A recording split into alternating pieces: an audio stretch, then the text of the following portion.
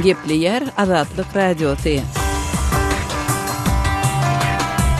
Akşamyt hayrly bolsun hormatly radio dinleyijiler. Şuun 2016-njy ýylyň 2-nji ýuny hepdeniň penşenbe güni. Habarlar gündeligimizi Pragadaky studiýadan men Gözel Hudaýberdiýew alyp barýaryn.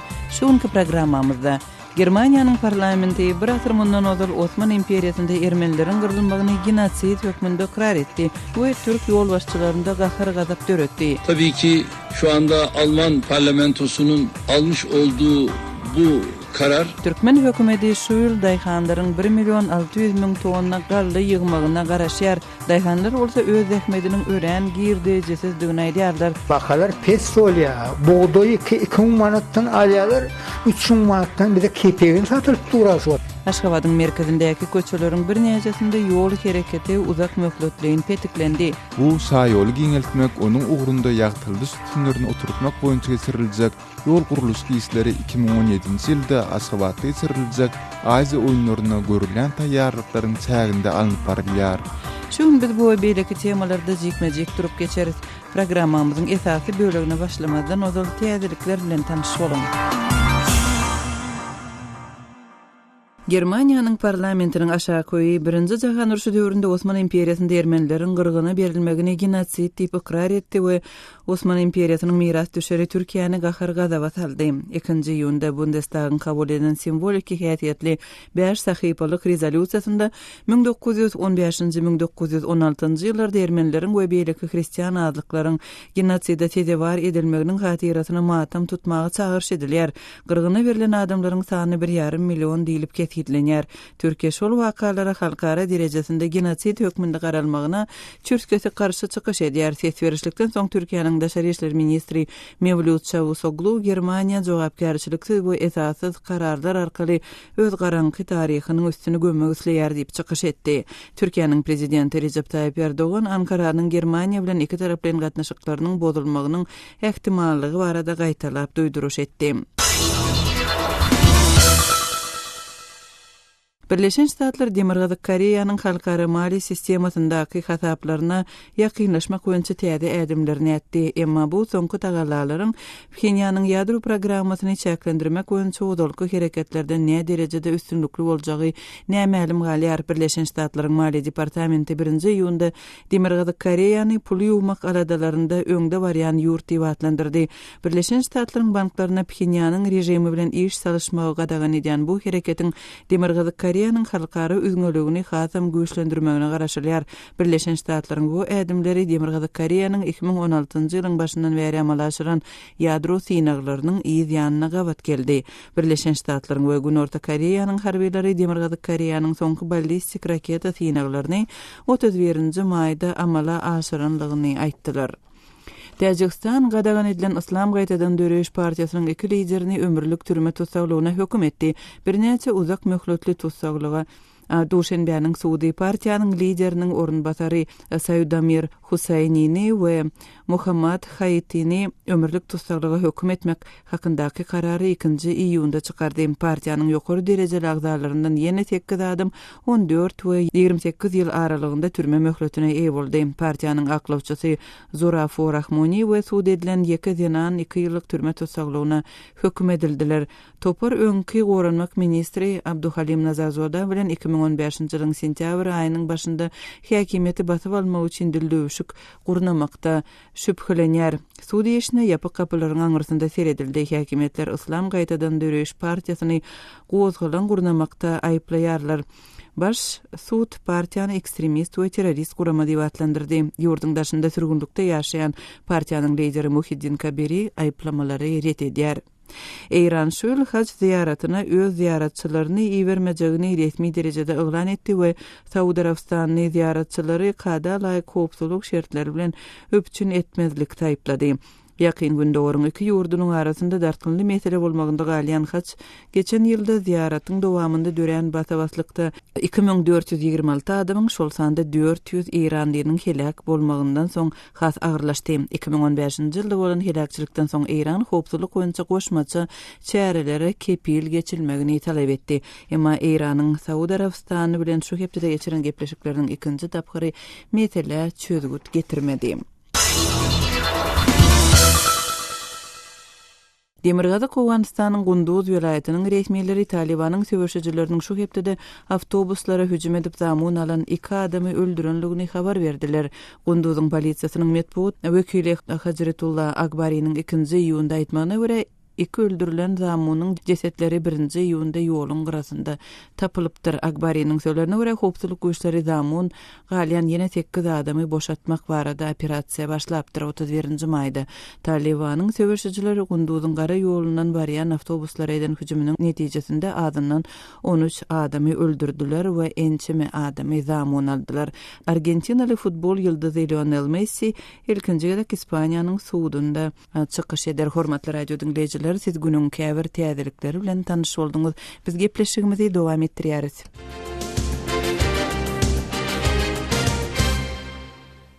Gepleýär Azatlyk radiosu habarlar gündeliginde başlaýarys. Germaniýanyň parlamentiniň aşaky 1-nji jahan uruşy döwründe Osman imperiýasynda ermenileriň gyrgyna berilmegini genotsid diýip ikrar etdi. Bundestagyň kabul eden bu simbolik häsiýetli 5 sahypalyk rezolýusiýasy Osman imperiýasynyň miras düşeri Türkiýany gahar gazaba saldy. Kardeşim Ýowşyn Gurbanyň berjek maglumatlaryny bilelikde dinlärim. German parlamentiniň aşaky palatasy ermenileriň 1-nji jahan uruşy döwründe Osmanly türkler tarapyndan köpçüliklerini öldürilmegini genosid diýip ikrar etmek baradaky rezolýusiýany tasdiklap, Osman imperiýasyndan soň döwredilen Türkiýe döwletini gahar gazaba çykardy. Bundestagyň deputatlary 2-nji ýylyny 1,5 milliona çenli ermeniniň bir asyr odal Osmanly türk güýçleri tarapyndan köpçüliklerini gyrlanyny baradaky simbolik rezolýusiýa gollaw bildirdiler. Diňewir deputatyň garşy bolan ses berişliginden soň Türkiýanyň 24 TV kanaly Ankaranyň Germaniýadaky elçisini konsultasiýa üçin ýerine çagyranyny habar berdi. Türkiýanyň daşary işler ministri Mevlut Kawusoglu 2-nji jahan uruşundaky nasist holokostyny nazarda tutup, Twitter'de Germanlar öz tarihlaryny gara sahypalaryň üstüne örtmegiň çäresini gözleýärler diýdi. Türkiýanyň premier ministriniň ornwasary Numan Kurtulmuş bu rezolýusiýany tarihi ýalňyşlyk diýip atlanyrdy. Türkiýanyň prezidenti Recep Tayyip Erdoğan bu ses berişligiň öňünden gaýta duýduruş berdi. Ýagny bu rezolýusiýa kabul edilse, onuň Ankara bilen Germaniýanyň iki taraplaryň gatnaşyklaryna ziýan ýetirjekdigini aýtdy. Emma Ermenistanyň daşary işler ministri Edward Nalbandian bu ses berişligi öwüp Germaniýanyň diňe ermeni genosidini ikrar etmekde we ýalgarmakda goşant goşman eýsem genosidleriň we adamzada garşy jenaýatlaryň dünýä boýunça öňüne alynmagyna gymmatly goşant goşýanlygyny aýtdy. 5 sahypalyk rezolýusiýa 1915-nji we 1916-njy ýyllarda bolan ermeni we beýlek hristiýan aýalyklarynyň genosidiniň ýatlanylmagyna çagyrýar. Ma'lum bolýar, Türkiýe bu gyrgynçylygyň genosid hökmüne häsiýetlendirilmegine berk garşy durýar. Bu ses berişlik Ýewropa Birleşiginiň Türkiýe bilen martda baglaşan bosgunlar alalaşygyny edilýän basyş hasy güýçlendirýär. German kansler Angela Merkel Ýewropanyň bosgun krizisiniň çözgüdiniň bir bölegi hökmünde konflikt zonasyndan gaçan millionlap Siriýalyny we beýlekler halas etmek üçin bu alalaşyga uly ihlas siňdirdi. Ankaranyň nagyt pul hemde wizasyz syýahat hukuklary şeýledi Ýewropa Birleşigine agdalyk gepleşikleriniň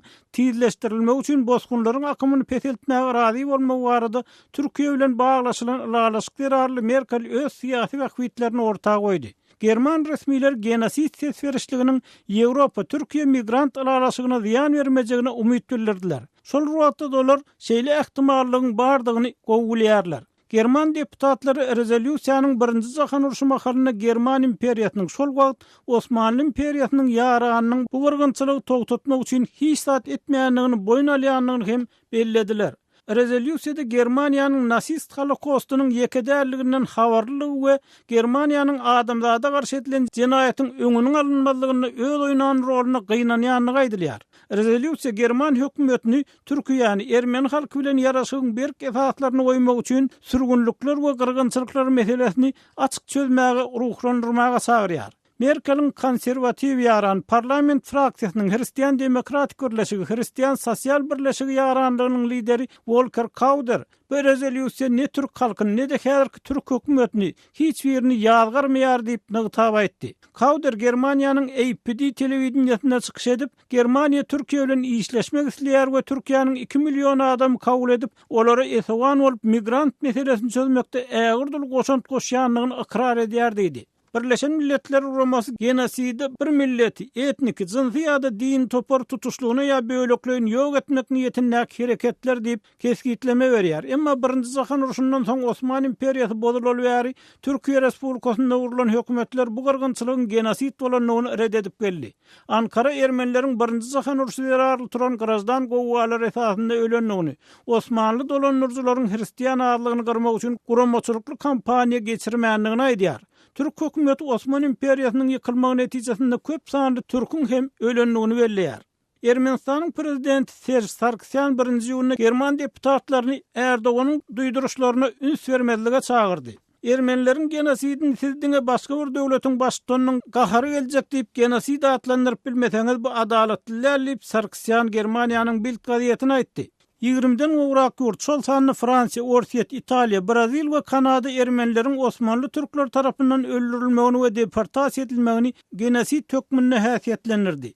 Ýewropa parlamenti hem de Birleşen Ştatlaryň 44 ştaty bu öldürmeler genosid tökmünne akrar etdi.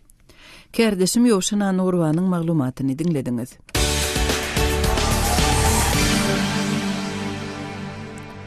Demirgazyk Awganistanda ýaragly toporlaryň hüjümleri güýçlendi. Söwüşçileriň soňky wagtda amala asyrýan hüjümleri köplenç gara ýollara gönükdirilýär.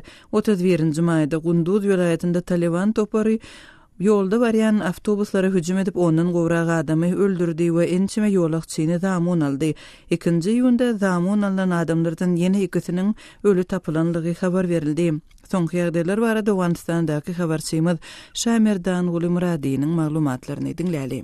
Demirgazyk Gundogor Awganistanyň Gunduz welaýatynda 31-nji maýda zamun alynanlardan 2 adamy jeňçiler dün 1-nji iýunda ýene öldürdi. Ençime adam henidem jeňçileriň zamunlygynda galýar. Zamunlaryň halas edilmegini sorap, şu gün 2-nji iýunda Kabulda Rewende Sevdatly topar tarapyndan protest geçirildi. Protestçiler ýollaryň howpsuzlygyny üpçün etmek üçin hökümetiň çare görmeýändigine nägilelik bildirdi. Biguna adamlaryň nähak kanun dökýänlikde protestçiler talip militanlaryny ýazgardy. Jeňçiler şu gün 2-nji iýunda Mazar Kabul şaý ýolunam kesipdir. Ýollagçylary ulagdan düşüripdir. Awganistanyň Goranmak ministrliginiň sözçüsi general döwlet weziri zamonlary jeňçilerden azad etmek boýunça alada edilýändigini aýtdy. Gunduz, Baglan we Kabul Mazar şaý ýolunyň ogurunda jeňçilere garşy harby operasiýanyň geçirilýändigini general ma'lum etdi. Demirgazyk Awganistanyň Serpil welaýatynda hem 17 ýollagçyny düýün giýişlik jeňçiler zamon alypdyr. Zamon alynanlaryň milletiniň hazaradygy aýdylýar. Serpil şowurgan şaý ýolunyň howpsuzlygyny üpçün etmek üçin mundan 2 hepde gurrak öň, ýagny 15-nji maýda vice-prezident general dostumyň ýolbaşçylygynda harby operasiýa geçirilipdi. Serpil şowurgan şaý ýolunyň jeňçilerden arasalananyny general dostum aýdypdy. Serpil welaýatynyň polisiýasynyň başlygy general Abdulkayyum Baqizowyň aýdysyça, Serpil şowurgan şaý ýolunyň ogurunda jeňçiler ýene ýerleşipdir. Ýollagçylary jeňçiler waham salýar. Jeňçilere garşy harby operasiýa geçirilipdir. Ýöne ol kän netije bermändir. Serpil Jowzjan şaý ýolunyň ogurunda jeňçiler häzir hem hereket edýär dep general belledi. Faryab welaýatynyň baş etrafynda jeňçiler bilen Awgan güýçleriniň arasynda barýan uruş sebäpli 1-nji iýunda şowurgan meýmene şaý ýoly hem ýapyldy. Faryab welaýatynyň Döwledabad etrafynyň territoriýasynda jeňçiler ýollagçy gatnatýan awtobusları saklapdyr. Jeňçiler döwlet işgärlerini ulagdan düşürýär we zamun alýar. Adamlary öldürýär diýip resmiler aýdýar. Faryab welaýatynyň hakiminiň sözçüsi Jawid Bidaryň aýdyşyna garanda anykoy meýmene şaý ýolyny talep söwüşçileri kesipdir. Ýollagçylary jeňçiler zamun alypdyr. Meýmenäniň ýoly 2 gün bäri ýapyklygynda galýar. Jeňçiler ýollagçy gatnatýan ulaglara howp awandyrýar diýip sözçi notady. Şahray Meymene ve sarak az 2 roz badi taraf Demirgazyk Awganistanyň Türkmenistan bilen serhetleşen regionda hem jeňçiler ýerleşipdir.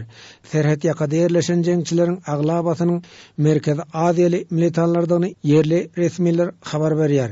Emma Awgan serhetçi güýçleriniň Demirgazyk Awganistan boýunça başlygy general Mirzaman Haydary jeňçileriň Türkmenistana aralaşmagyna maý berilmejekdigini bildirdi. jeňçilerin serhetden o tarafa geçmegini alyn almak üçin tagalla edilýändigini general öňe sürdi. Dar xaty marji Türkmenistan albatta. Şoňa garamazdan Awganystanyň merkez ady ýurtlar bilen serhetleşen sebeplerinde jeňçiler toplanýar. Demirgazyk Awganystanda soňky günlerde howpsuzlyk şertleri görülip eşdilmedik derejede yaramazlaşdy. Umumy ýollara da jeňçiler waham salyp başlady diýip bilermenler aýdýar. Şaýmardan oly Murady, Kabuldan Azatlyk radiosu. Hormatly dinleyijiler, Azatlyk radiosu elektron posta arkaly iýerilýän hepdelik nesirlerini çap edip başlaýar. Hepdelik nesirlerimizin özüňize iýerilmegini isleseňiz, bize öz elektron postaňyzyň adresini ýolla. Öz adreslerinizi metduat, e-mail belgisi gmail.com adresimize, şeýle-de Moskwadaky telefon nomerimize SMS arkaly iýerip bilersiňiz.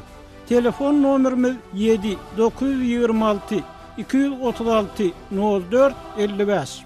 Telefon nomerimizi gaýtalaýaryn. 7-926 236 04 55. Azatlyk radiosynyň elektron posta arkaly iýerýän hepdelik nesirlerine ýazylmagy gijikdirmä.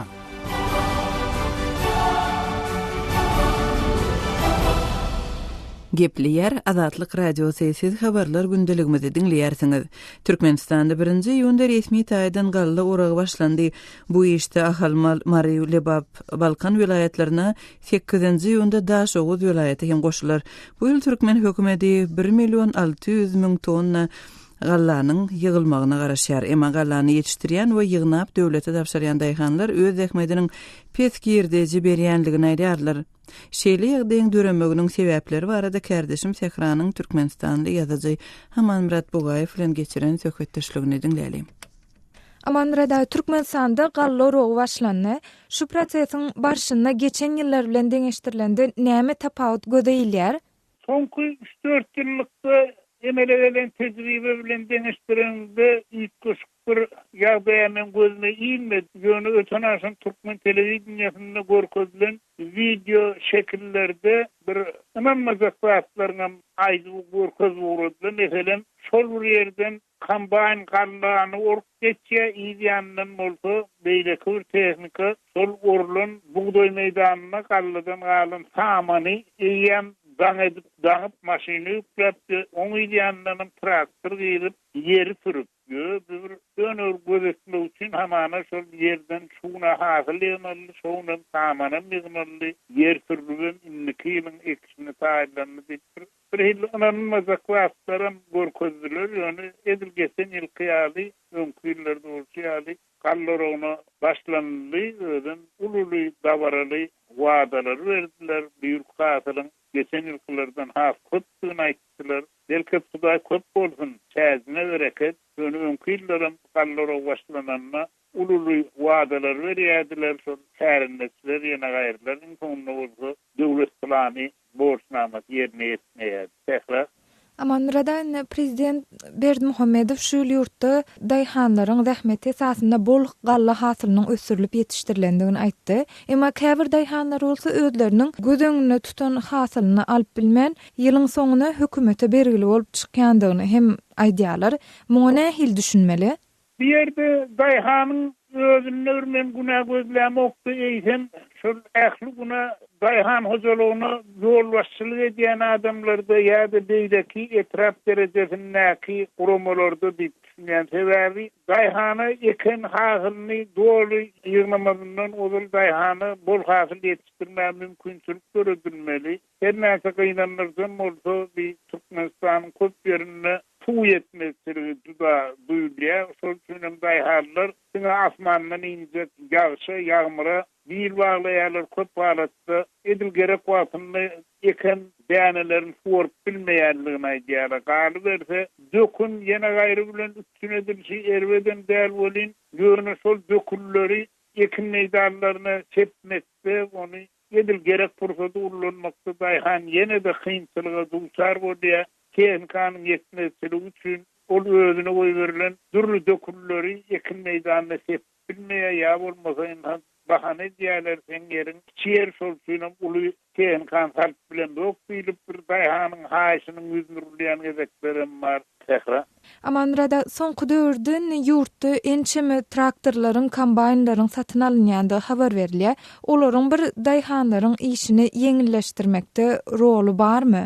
Umuman satın alınýan kombaynlaryň daýhany kömegi daldasy diýýär. Şimdi şöyle bir garaşylýan bir gowy ýagdaý bar. Sebäbi öňkü ýyllarda şolatlar daýhanyň edil özüniň yktiýaryna dälipdi. O hizmet diýdi, gally önümler diýdi, ýene gaýr diýdi. Birden idaralar bardy. Bularyň da ählisi eýin süreýärdiler. Şolatlar daýhany bermekde dürli bürokratik bahanalar tapýardylar. Ine gowy şöýledim ilkinji gezek şol asosiasiýalar o hizmet diýdi, gally önümler diýdi, ýene gaýrlar ýatyrly olan ählisi o Tuğhozoluk Ministerliğine bildirildi. Belki çöl EYS'nin ağırlığı bürokratik dökünçleri aradan ayrılmak edip özüne ananyan. Yönü entek görmeli şül ilkinci edek şol öngü karastırlığın ilkinci yıllarından meri devam etkileyen bürokratik idarelerin bir topar yapıldığının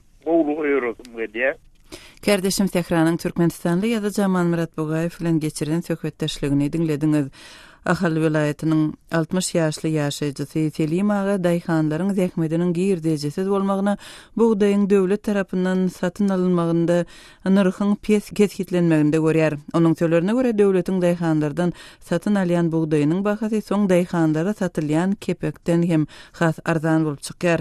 Selim aga bilen Türkmenistandaky habarçymy Sultan Atçylowanyň geçiren söhbetdeşligini dinläýälim. Söhbetde söyleyen daýharlarymyz pahtanyň buğdaýyň döwlet tarapyndan satyn alyş narhynyň arzandygyny aýdýarlar. Buğdaýyň döwlet satyn alyş narhy häzirki wagtda näçe durýar? Daýharlary kanagatlandyrmaýan zat näme? Buğdaýym zat däl. Buğdaýyň narhy şonýal arzan. 1000 manatdan biz berýäs. Köneden 40 teňeden berýäs. 40 teňeden berýäs.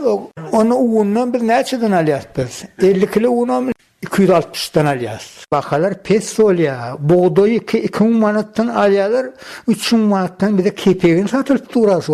Kawat 3,5 da var ya şu kepek. Onu ýanky jimihi var oda nepen.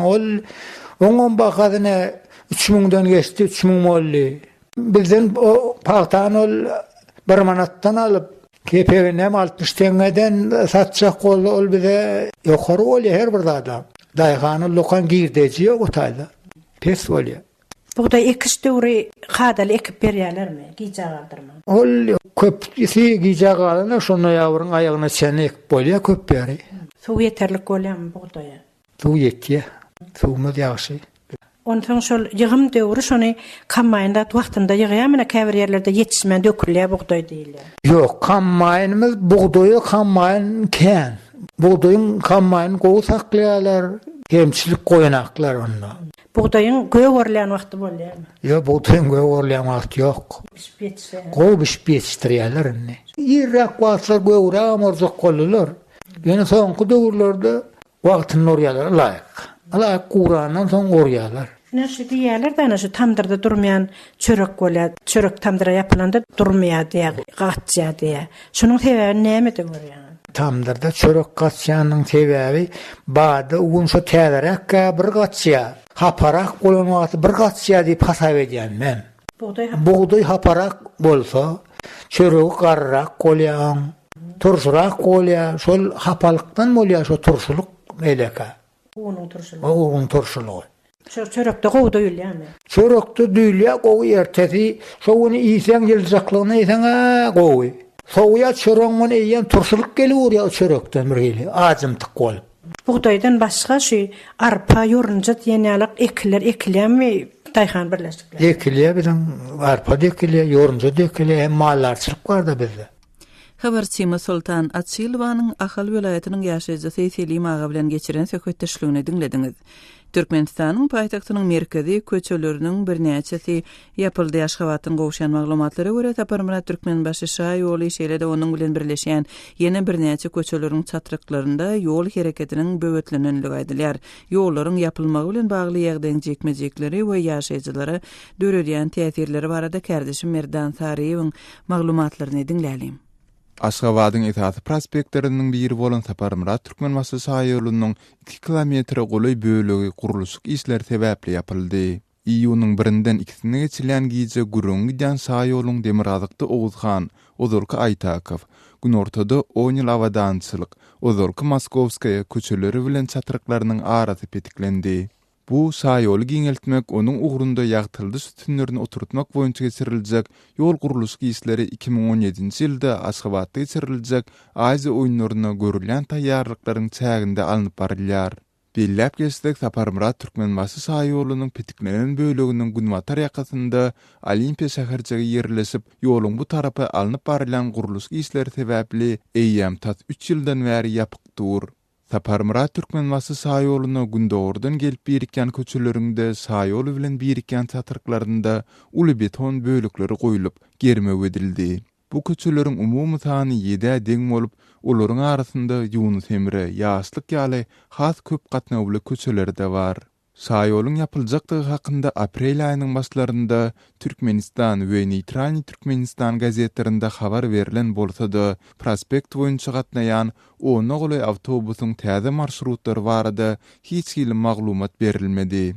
Şaý ýoluň agzalan böleginiň ýapylmagy Parahat mikroraýonlarynyň ýaşaýjylaryna ise okuwa gatnamakda, paýtagtyň beýleki edarlaryna gitmekde kynçylyklary döredendigi bellenilýär. Awtobuslaryň täze marşrutlary barada maglumat bermediler. Mir köçesine ýörep başga bir awtobus durulgysyna barýançam 1 kilometr agyrlygy sökmeli boldum. Üstüsine de ýol dykynlary, ise ýarym saat çemesi giýjä galyp bardym. Diýip Parahat 2-2 etrapçasynyň ýaşaýjysy Weli pensiýa bugüni başdan geçirenlerini gurrun berýär. Taparmurat Türkmenbaşy şaý ýolunyň ýapylmagy oňa ýanysyk Sultanda Oguzhan, Ýunus Emre ýaly köçelerinde bir böleginiň eýýäm ençime aýdan bäri gurulşy işleri zerarly petiklenmegi transport gatnawynda uly kynçylyklary döredendigi aýdylýar.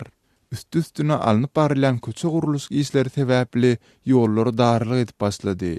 Edil şu günüň özünde bir tiz kömek ulugynyň Oguzhan köçesinde dykynda gabalyp galandygyny gördüm. Ol sirenasyny çalsa-da uluglaryň süýşüp oňa ýol berer ýaly ýeri ýokdy, diýip Aşgabatly Tähet gurrun berýär. Taparmurat Türkmenbaşy şaý ýolunyň ýapylan böleginde gurulşy işleriniň haçan tamamlanjakdygy barada hiç ýyly maglumat berilmeýär. Aziýa oýunlary üçin giňeldirilen bu köçäniň gurulşy işlerine gaznadan göwerilen mali serişleri barada hem hiç ýyly maglumat ýok. Yeri gelinde bellesek 2017-nji ýylda esek Aziýa oýunlaryna görülen taýýarlyklaryň çäginde paýtagty awadanlaşdyrmak boýunça alınıp barylan işleriň netijesinde Aşgabatdaky we onuň etegindäki sebätlerde müňlerçe jaý weýran edildi. Kärdeşim Merdan Sariýewiň maglumatyny dinlediňiz, hormatly radio dinleýijiler. Adatlyk radiosynyň gepleşiklerinde gozgalýan meseleler barada öz pikir garaýşlaryňyzy ma'lum etmäge çağırýarys. Munyň üçin Adatlyk radiosynyň adathabar.com websaýtyna şeýle Facebookda Adatlyk radiosy we Wkontakte sosial ulgamynda Adat Habar sahypalarymyza tesvir ýazyň. Adathabar.com websaýtymyza Türkmenistandan derweden.net ýa-da garagum.info proxy saýtlar arkaly girip bolýar. Biz bilen telefon arkaly hem habarlaşyp bilersiňiz.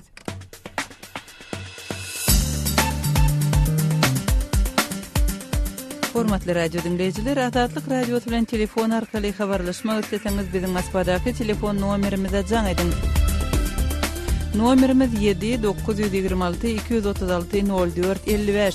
Jaň edeningizde size awtomatik görnüşde gyýyky bildiriş eşitdiriler. Ondan soň siz öz meseleňizi ma'lum edip bilersiňiz. Size jaň etmegimizi isteseňiz hökman öz telefon nomeriňizi aýdyň. Biz gyýyky wagtda siz bilen habarlaşarys. Adatlyk radiosynyň telefon nomeri 7-926-236-04-55. Şu nomere SMS hem ýollap bolýar. Adatlyk radiosy siziň jaňlaryňyza garaşýar.